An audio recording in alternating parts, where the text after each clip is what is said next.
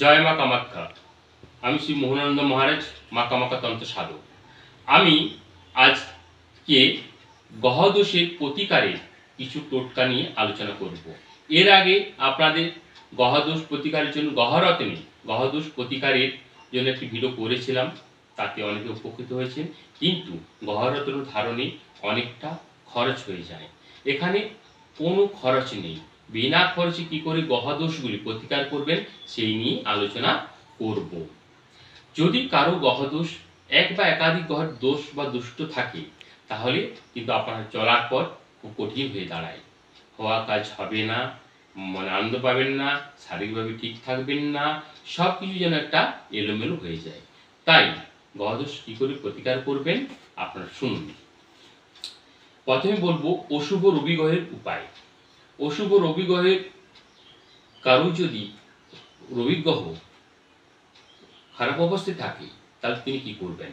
রবিবার বিষ্ণুর পূজা করুন। পারলে উপবাস করে পূজা করা উচিত। টানা 1 বছর করতে হবে। এছাড়া বহমান জলে তামাশিকি ফেলতে হবে, কিংবা প্রতিদিন সকালে জলের সঙ্গে লাল চন্দন, লাল ফুল ও চাল দান করুন সূর্যদেবকে। মনে রাখবেন, এখানে আপনাকে সবকটা যে করতে হবে এমনটা নয়। আমি যে 3-4টি করে বলবো, তার মধ্যে 1 থেকে 2টো করলেই যথেষ্ট। এছাড়া আপনি বিছানার পায়ে তামার পাত ব্যবহার করুন বা গৃহে গোলাপি ফুলের গাছ লাগান। এটা করলেই 1-2টো করলেই আপনার অশুভ রবি গ্রহ ঠিক হয়ে যাবে। যাদের চন্দ্র গ্রহ অশুভ, তারা কি করবেন? সোমবার শিবের পূজা করুন। মাসের প্রথম সোমবার থেকে উপবাস করতে পারেন। 10টি সোমবার করুন। আশাপ্রদ ফল পাওয়ার জন্য 54 সোমবার উপবাস করুন। অবশ্যই আপনার চন্দ্র গ্রহর অশুভ ভাব কেটে যাবে। এছাড়া আপনি করতে পারেন, বাড়ির প্রধান দরজার উপরে রূপোর নির্মিত চক্রের চিহ্ন রাখুন, কিংবা সোমবার শিব মন্দিরে দুধ দান করুন। যাদের মঙ্গল গ্রহ অশুভ, তারা কি করবেন? মঙ্গলবার হনুমানজির পূজা করুন। উপবাস করে টানা 21টি মঙ্গলবার পূজা করুন। এছাড়া হনুমান চল্লিশা পাঠ করুন। কোনো দরিদ্র ব্যক্তিকে মঙ্গলবার খাদ্য দান করুন, বা কোনো কালী মন্দিরে 27টি মঙ্গলবার সিঁদুর দান করুন। অবশ্যই আপনার মঙ্গল গ্রহ শুভ হয়ে যাবে। এরপর যদি কারো বুধ গ্রহ শুভ হয়, তিনি কি করবেন?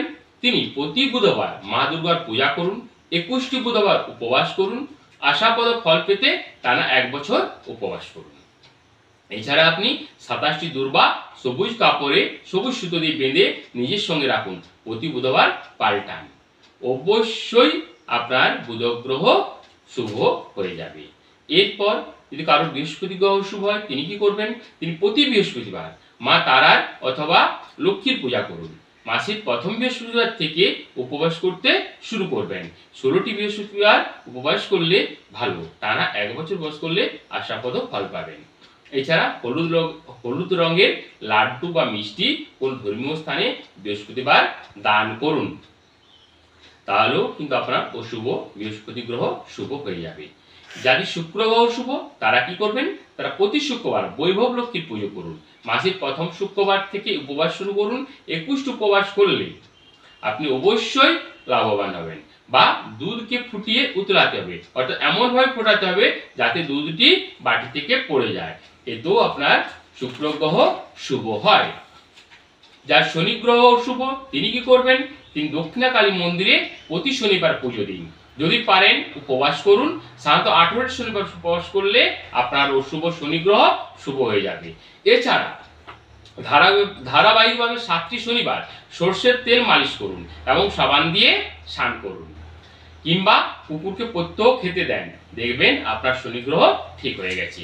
এরপর অশুভ রাহু গ্রহের উপায়। প্রতিদিন রাহুর তান্ত্রিক মন্ত্র 108 বার পাঠ করুন। মন্ত্রটি আমি বলে নিচ্ছি। ওং ব্রাং ভিং ব্রোং সং রাহুবে নমঃ। ওং ব্রাং ভিং ব্রোং সং রাহুবে নমঃ। কালো কুকুরকে প্রতি শনিবার পাউরুটি খাওয়াবেন। সূর্য বা চন্দ্র গ্রহণের সময় অর্থ দান করুন। কেতু গ্রহের উপায়। আপনার সময় মতো শিবের বা গণেশের পুজো করতে হবে। টানা 1 বছর করলে ভালো ফল লাভ হবে। প্রত্যহ খুব সকালে ঘুম থেকে ওঠার অভ্যাস করতে হবে। বা আপনি আপনার বাড়ি টিকটিকি মুক্ত রাখার চেষ্টা করুন, কিংবা কোনো মন্দিরে গিয়ে ব্রাহ্মণকে সাদা ও কালো তিল দান করুন, তাতে আপনার কেতু গ্রহ শুভ হয়ে যাবে। এছাড়া সর্ষের তেল মেখে শনিবার স্নান করুন এবং দেবদারু গাছের পাতা কাপড় মুড়ে সঙ্গে রাখুন, তাতে আপনার কেতু গ্রহ শুভ হয়ে যাবে।